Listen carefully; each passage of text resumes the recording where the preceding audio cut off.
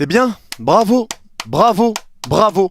Non, c'est trop, non, c'est trop. Non, cette équipe, c'est trop. El Atlético, je sais pas aujourd'hui s'il y a une équipe plus poison à jouer. C'est l'un des matchs qui m'a le plus mis en rogne de toute ma vie. Le match, il vient de finir. Le PSG se mange un hold-up, je le dis très rarement. On devait gagner à la maison contre un Atlético Madrid malade. Un Atlético Madrid qui n'avait pas Jiménez, Llorente et le Normand. Les trois joueurs les plus importants de leur effectif. Les trois n'étaient pas là. Tu es au Parc des Princes. Tu devais gagner absolument parce que derrière, il va te rester des matchs contre le Bayern, contre City, contre Stuttgart. À l'heure où on parle, on est 25e. Les choses s'expliquent. Bien sûr, si on veut trouver un mérite, on va le trouver. Bien sûr que l'Atlético, c'est pas la première fois. Bien sûr que c'est leur football d'être des guerriers, d'être des poisons, de t'éteindre mentalement, de démarrer le match, mais doucement. Pour les barrages de Ligue des Champions, je vous le dis maintenant, n'y allez pas. Ça me rappelle, c'est pas aussi grand, mais ça me rappelle presque que le Real a fait à City des actions face à Oblak qui te sort des arrêts de malade.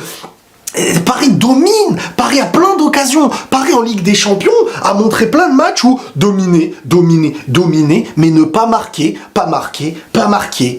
Parce qu'à un moment donné, moi, il faut arrêter de se foutre de ma gueule. Parce que les seuls joueurs qui ont ramené du danger aujourd'hui, c'était Hakimi et Dembélé. Et encore, tout n'a pas été parfait pour eux. Mais en même temps, est-ce qu'on peut réellement leur en vouloir quand on voit à quel point le reste de l'équipe, en grande partie, était dégueulasse? Moi, je suis désolé, mais là, vous me foutez la mort. C'est inadmissible. Paris en Ligue des Champions a montré plein de matchs où dominer, mais ne pas marquer. On s'est dit qu'aujourd'hui, il fallait absolument gagner et que tout autre résultat que la victoire, c'était de la merde. Et vous avez réussi à perdre sur un match où tu fais 22 tirs contre 4 pour l'Atlético. C'est la spéciale, on dirait il en a une dans l'année, il l'a validé aujourd'hui. Défendre comme des chiens de la casse, désolé pour le terme, défendre comme des fous, jusqu'à la dernière seconde, tu les pousses, t'as un cheveu de les pousser, un cheveu de marquer, il y a la passe à faire, tu l'as pas fait, Hakimi qui se retrouve face au gardien, il tire, il n'y a pas d'attaquant, t'as Asensio, le mec, je sais même pas ce qu'il fait là aujourd'hui Asensio, bref, et tu te fais punir. Parce que les seuls joueurs qui ont ramené du danger aujourd'hui, c'était Hakimi et Dembélé. Et encore, tout n'a pas été parfait pour eux. Mais en même temps, est-ce qu'on peut réellement leur en vouloir? Et Donnarumma n'a pas le droit. En Ligue des Champions, Donnarumma, c'est trop la pression. La pression, il la mange à chaque fois en Ligue des Champions. C'est pas 1, 2, 3, 4, 5, 6, c'est 7, 8, 9, 10. Donnarumma en Ligue des Champions, c'est trop un gardien sur qui tu ne peux pas compter, voire dans lequel il est très souvent l'élément dans la défaite ou les buts encaissés, l'élément faible des actions, l'élément faible des matchs. Une dinguerie ce que je viens de voir là. La première chose qui me dégoûte, c'est Donnarumma. Donnarumma, encore une fois, 2 tirs cadrés, 2 buts encaissés, mais remets-toi en question, toi aussi. Remets-toi en question. C'est une dinguerie d'avoir un gardien qui pue autant la merde cette saison, qui pue autant la merde aux pieds.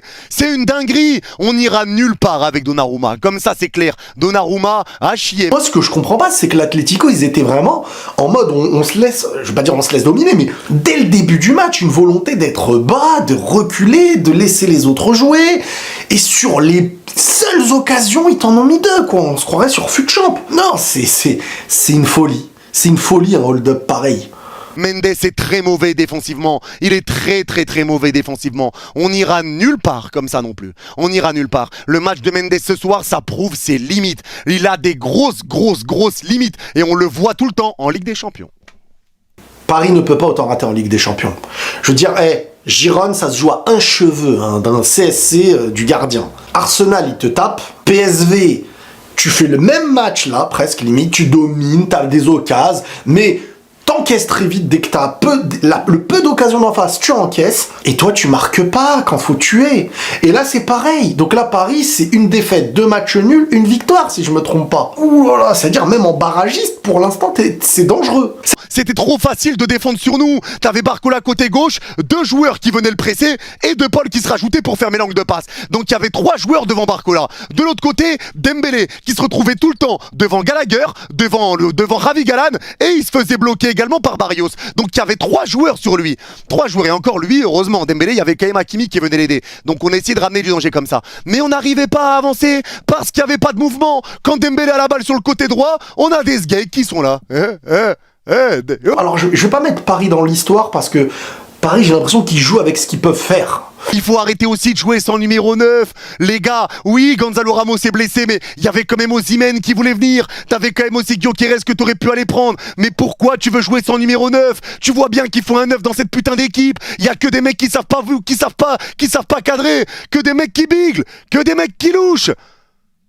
Tu remarqueras, en dehors de Paris, les autres grosses équipes, les gros noms, eh ben, on dirait qu'ils jouent ça comme un championnat.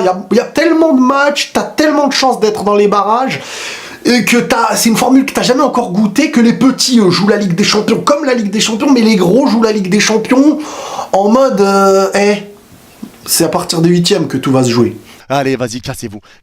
Franchement, là, j'ai plus aucune patience. Vraiment, du dégoût. Là, j'ai juste du dégoût. Je décroche totalement. Là, il y a quelque chose qui va pas là. J'ai vraiment besoin de couper un peu parce que vraiment, je suis sur les nerfs. Bref, je m'arrête là, les gars. L'Atlético, faut pas leur donner de mérite. Ils ont fait ce qu'on leur connaît, défendre comme des fous, t'écœurer, rentrer dans ta tête et te tuer. Et le Real a subi ça l'année dernière, le Real a subi ça cette année. C'est comme ça. C'est comme ça et c'est pas que la première fois. Et de l'autre côté, le Barça qui gagne tranquille. Et le Barça, quand ils vont jouer l'Atlético, par contre, ils vont se régaler, ils vont leur mettre plus 3 ou plus 4. On connaît. Bon, je vais me calmer. Les amis, prenez tous soin de vous et la paix sur vous.